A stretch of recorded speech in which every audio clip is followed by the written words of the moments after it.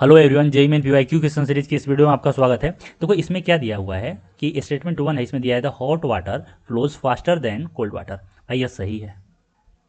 Second statement क्या दिया है, soap water has higher surface tension as compare to fresh water. यह गलत है।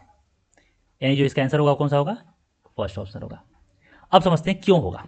देखो क्या है कि हम लोग जानते हैं कि जो सरफेस टेंशन होता है, सरफेस टेंशन आता कैसे है, तो यह आता है कि मान लो एक लिक्विड है, ठीक है, यहाँ पे लिक्विड है, तो लिक्विड क्या होगा यहाँ पे समझो। तो लिक्विड अगर यहाँ पे हम लोग बात करें तो लिक्विड छोटे छोटे मॉलिक्यूल से मिलकर बना है अपना, जो भी होगा। वाटर मान लो कुछ देर के लिए, तो वो वाटर है, ठीक है। अभी इन मॉलिक्यूल के बीच में क्या होगा, कोहेसिव फोर्स लगेगा। तो जितना ज़्यादा कोहेसिव फोर्स होगा उतना सरफेस टेंशन होगा, ठीक है। तो अब यहाँ पे समझो बात को कि जैसे जैसे मैं टेम्परेचर मान लो बढ़ा दिया, ठीक है, टेम्परेचर बढ़ाएंगे तो वाइब्रेशन ज़्यादा होगा, वाइब्रेशन ज़्यादा होगा तो दोनों के बीच का जो फोर्स है वो कम होने लगेगा। जैसे जैसे टेम्परेचर इंक्रीज करेगा, कोहेसिव फोर्स यानी फोर्स ऑफ अट्रैक्शन जो लग रहा था बिटवीन द मॉलिक्यूल, वह क्या होगा, डिक्रीज करेगा। फोर्स डिक्रीज करेगा यानी सरफेस टेंशन क्या होगा, सरफेस टेंशन डिक्रीज करेगा।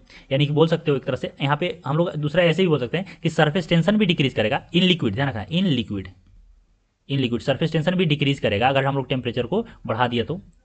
और विस्कोसिटी भी डिक्रीज करेगा, विस्कोसिटी भी डिक्रीज करेगा, क्योंकि विस्कोसिटी भी बताता है कि इन दो लेयर, एक ऊपर लेयर है, मान लो एक ऐसा लेयर है जो कि पानी की तरफ, और दूसरा एक ऐसा लेयर है ऐसा, या अब इन दोनों लेयर के बीच में जो विस्कस फोर्स है यानी कि रेजिस्टिव फोर्स है, वह क्या होगा, वह कैसे आता है, तो वह कोहेसिव फोर्स के कारण ही आता है कि जितना ज़्यादा कोहेसिव फोर्स होगा उतना ज़्यादा यह रेजिस्ट करेगा, फ्लो नहीं करने देगा।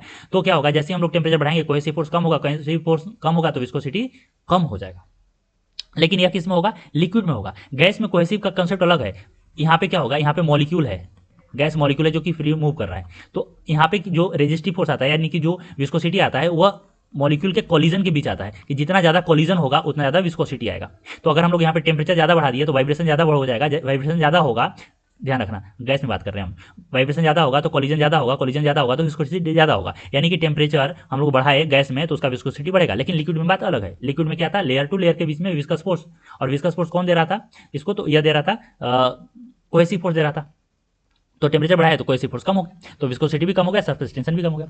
तो यहाँ पे जो दे रहा है कि इसीलिए देखो क्या है कि अब हॉट वाटर यानी कि टेम्परेचर ज़्यादा है कोल्ड वाटर से, तो जब भाई टेम्परेचर ज़्यादा है तो सरफेस टेंशन इसका क्या हो गया, बताओ, सरफेस टेंशन हो गया कम, या विस्कोसिटी भी बोल सकते हैं, विस्कोसिटी हो गया कम। जब विस्कोसिटी कम हो गया तो वो आसानी से फ्लो कर जाएगा।